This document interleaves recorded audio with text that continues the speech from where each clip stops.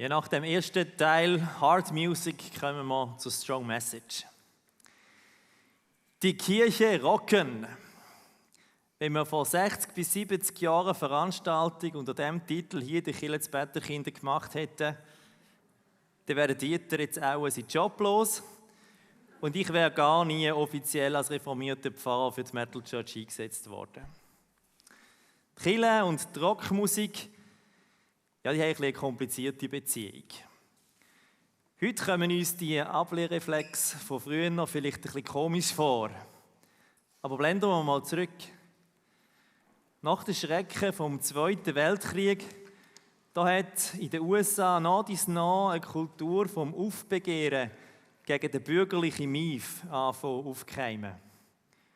Die Jugend wollte aufbrechen und frei und fröhlich fürschen gehen.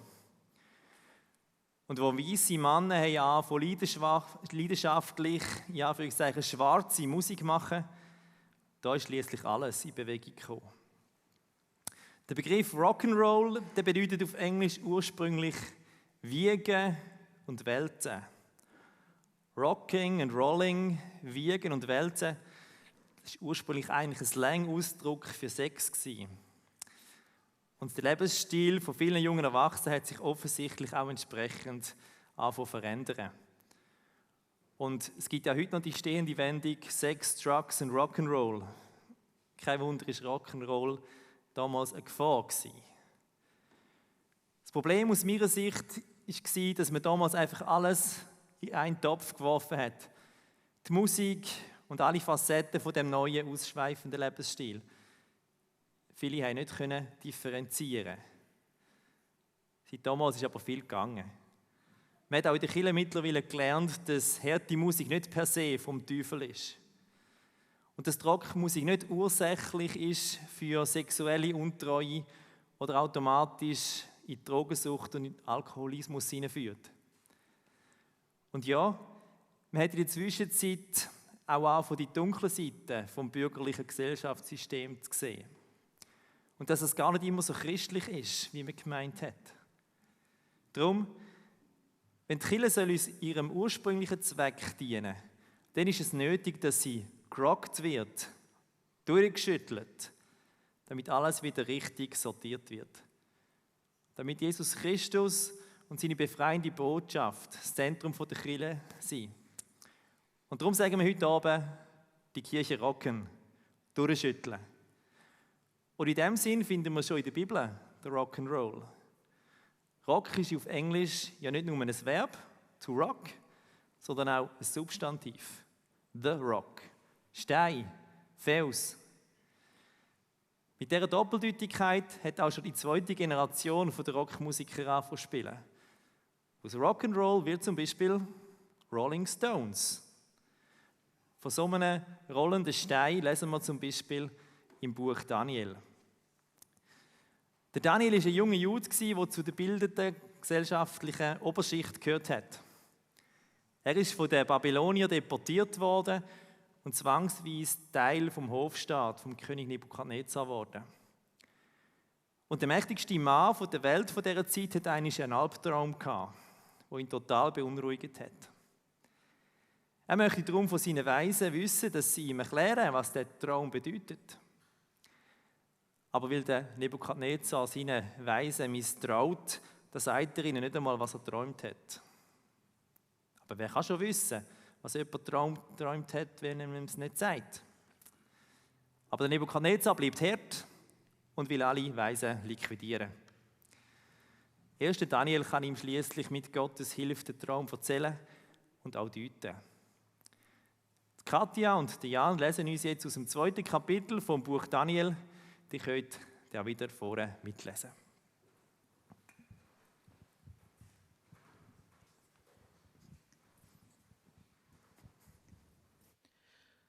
Du König hast eine Vision. Du hast ein großes Standbild gesehen. Es war sehr hoch, von außergewöhnlichem Glanz, und es stand direkt vor dir. Es war furchtbar anzusehen. Der Kopf des Standbildes war aus purem Gold. Seine Brust und seine Arme waren aus Silber. Sein Bauch und seine Hüften waren aus Bronze. Seine Beine waren aus Eisen, seine Füße waren nur zum Teil aus Eisen und zum Teil aus Ton. Dann hast du gesehen, wie sich ein Stein gelöst hat, ohne dass ein Mensch seine Hand im Spiel hatte. Er traf die eisernen und tönernen Füße des Bildes und zerbrach sie. Eisen, Ton, Bronze, Silber und Gold wurden auf einen Schlag zerstört. Der Wind wehte den Staub davon wie Spreu auf dem Drehsplatz im Sommer. Keine Spur war mehr von ihnen zu finden. Der Stein aber, der das Standbild getroffen hatte, wurde zu einem großen Berg und füllte die ganze Welt aus. Daniel sagte weiter, das war der Traum. Nun wollen wir dem König erklären, was er bedeutet. Du, König, bist der König der Könige. Dir hat der Gott des Himmels Königreich, Kraft, Stärke und Würde gegeben. Alle Orte, an denen Menschen wohnen, hat er in deine Hand gegeben. Das gilt auch für die Tiere des Feldes und die Vögel des Himmels. Daher bist du der goldene Kopf. Nach dir wird ein anderes Königreich kommen. Es wird nicht so mächtig sein wie deins. Dann kommt ein drittes Königreich aus Bronze. Es wird über die ganze Erde herrschen. Danach wird ein viertes Königreich kommen. Das wird so hart sein wie Eisen. Eisen zermalmt und zertrümmert alles. Dieses Königreich wird so hart sein wie Eisen, das alles zerschmettert.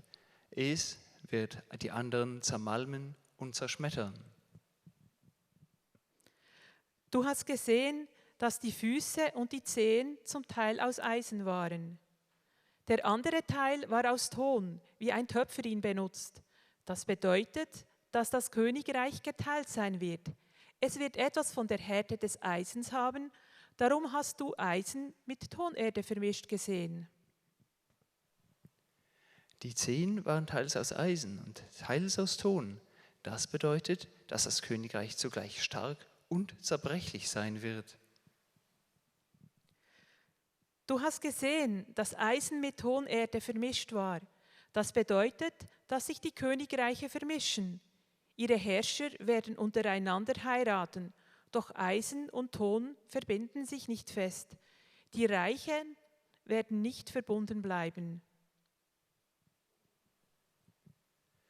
Zur Zeit dieser Königreiche wird der Gott des Himmels selbst ein Königreich errichten. Es wird für immer bestehen und nicht untergehen. Das Königreich wird keinem anderen Volk überlassen. Es wird alle anderen Königreiche zermalmen und ihnen ein Ende bereiten. Es wird in Ewigkeit bestehen.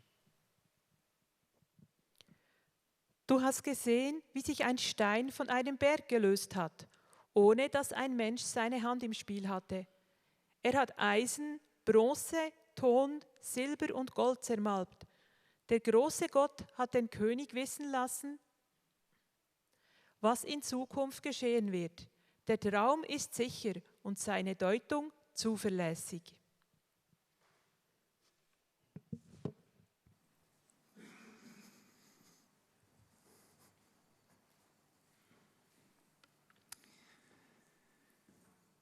Der Traum von Gott, den der Nebukadnezar hat, der erzählt von Weltreich, die sich ablösen.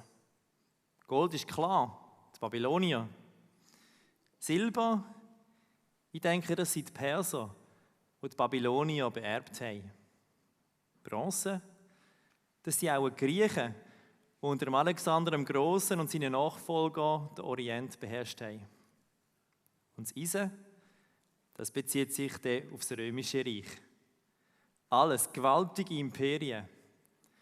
Reich, wo militärisch, wirtschaftlich und kulturell unglaublich viel Einfluss hatten. Unglaubliches geleistet haben, aber auch sich Unglaubliches geleistet haben. Unsägliche Dominanz, Gewalt und Grausamkeiten. Der Daniel gehört als Jude zu einer Gruppe, die von so einem Reich unter die Räder gekommen ist. Aber der Traum von Gott gibt Hoffnung. Die Reiche werden das Ende haben. Und zur Zeit der Römer passiert es tatsächlich. In einem Winkel vom Reich kommt etwas ins Rollen. Nicht durch menschliche Hand. Nein, Gott hat seine Hand im Spiel. Ein kleiner Stein, der nicht ins System passt, bringt die Leute zum Stoggeln. Was in Schwachheit anfängt, wird weltumspannend. Jesus Christus ist der unpassende Stein. Wir haben im Psalm 118 schon zusammen gebetet. Ja, wir lesen im Matthäus-Evangelium, dass Jesus die Worte auf sich selber bezieht. Er ist der rollende Rock, der das Reich der Welt zur Fall bringt. Nicht mit Macht und Gewalt, sondern in Schwachheit. Durch unbequeme Liebe, die nicht umgibt. Durch Hingabe und Vergebung. Durch bedingungslose Annahme und Ermächtigung vom Gegenüber. Sein Weg sieht gescheitert aus. Er endet qualvoll mit dem schändlichen Tod am Kreuz. Doch Gott bestätigt den Weg von der Liebe und Auferwecken vom Tod. Und das ist auch unsere Hoffnung, deine und meine Hoffnung. Die Macht der Reich von unserer Welt, die drücken, ob sie jetzt Putin, China, USA oder wie auch immer heißen.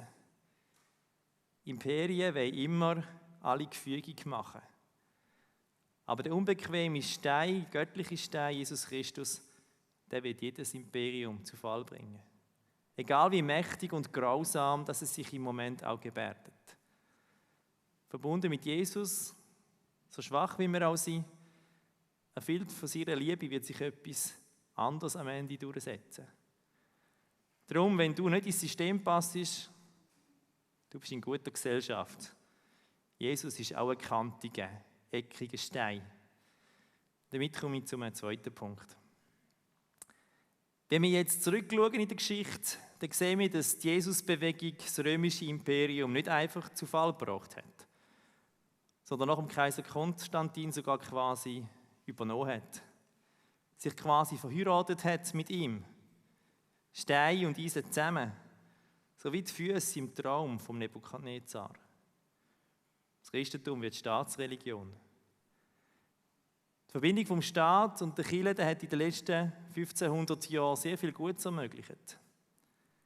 Aber die Verbindung hat auch ganz gravierende Schattenseiten gehabt. Ja, immer wieder hat die Verbindung mit dem Staat dazu geführt, dass das Evangelium, das die Kirche zu verkünden und zu leben hätte, gerade ins Gegenteil verkehrt worden ist. Dass die Kirche nicht das Reich von Gott gelebt hat. Nicht fröhlich, befreiend, ermächtigend, sondern kontrollierend, bedrückend, kleinmachend. Und gegen die bürgerliche Verkehrung vom Evangelium, da begehrt unter anderem die Rockmusik auf. Und ja, seit der Zeit, wo der Rock'n'Roll aufgekommen ist, da geht es mit der Kirche als Institution bei uns im Westen immer mehr bergab. Ich glaube, ja, das konstantinische Christentum, Kirche in der Verbindung mit dem Staat, das kommt an sein Ende. Und das kann Angst machen. Selbstverständlichkeiten fallen weg. Aber das ist nicht das Ende der Kirche. Es ist nur das Ende der Macht. Das Ende vom Imperium. Das Ende von dem Standbild aus dem Traum vom Nebukadnezar. Wenn die Kirche sich so innig mit der Macht vom Staat verbindet, dann muss sie sich nicht wundern, oder müssen wir uns nicht wundern, wenn der rollende Stein auch die Kirche ins Wanken bringt. Wenn die Kirche in diesen institutionellen Formen, wie wir sie bis jetzt kennen, in Frage gestellt wird, dann ist das keine Katastrophe. So schwierig, dass es für uns auch sein mag. Der Herr der Kirche, das ist der rollende Rock, Jesus Christus. Seine Bewegung, die geht weiter. Und dort, wo er Menschen bewegt, dort entsteht immer Kirche. Egal in welcher Form. Und damit bin ich beim dritten und letzten Punkt. Das Standbild im Traum, das ist ein Götzenbild. Es steht symbolisch für die Macht der menschlichen Imperien, wo Menschen von allen Zeiten Gott gleich verehren. In den 10 Geboten hat Gott seinem Volk gesagt, macht keine Götzenbilder. Macht keine Bilder, Statuen und so weiter für eure Gottesdienste. Ich, euer Gott, der nicht wie die Könige vom Altertum im Land aussen mit Macht durch Statuen repräsentiert sind. Nein, ihr Menschen alle seid in meinem Bild geschaffen. Ich will keine toten Standbilder. Ihr seid die lebendigen Ebenbilder von mir. Ihr, wo meine Herrschaft in der Schöpfung stellvertretend ausüben sollt. Und zwar als gute Königin eben, wohlwollend und fürsorglich. Ja, wie Gott ist lebendig und kein Gegenstand. Es geht um ein dynamisches Beziehungsgeschehen zwischen Mensch und Gott. Bilder, Statuen und heilige Gegenstände, die verleiten uns leicht dazu zu glauben, wir könnten oder müssten Gott irgendwie durch die richtigen Worte, Handlungen oder Techniken so irgendwie wie magisch manipulieren. Aber um das geht es in der Kirche nie. Nicht um die richtigen Worte und Formen, auch nicht um die richtige Musik. Es geht vielmehr um eine Beziehung mit Gott, um teils Leben in Freude und Leid. Und es geht darum, als seine Ebenbilder auf Erden Gottes Reich auszuleben. So seine wohlwollend fürsorgliche Königsherrschaft stellvertretend zum Wohl der ganzen Schöpfung auszuüben. Nicht irgendwie symbolisch so Machtstatuen aufzurichten, sondern als lebendige Ebenbilder von Gott, Jesus Christus, nachzuahmen. Er, der das Urbild von uns als Gottes Ebenbild ist. Das heisst eben, leben nicht mit Macht und Gewalt, sondern in Schwachheit. Durch unbequeme Liebe, die nicht umgeht, umgibt. Durch Hingabe und Vergebung, durch bedingungslose Annahme und Ermächtigung vom Gegenüber. Ich fasse zum Schluss noch einmal zusammen. Erstens, Jesus Christus ist der rollende Stein aus Daniel 2. Das Reich von Gott wird über die Imperien dieser Welt triumphieren, egal wie mächtig sie sich auch gebaren.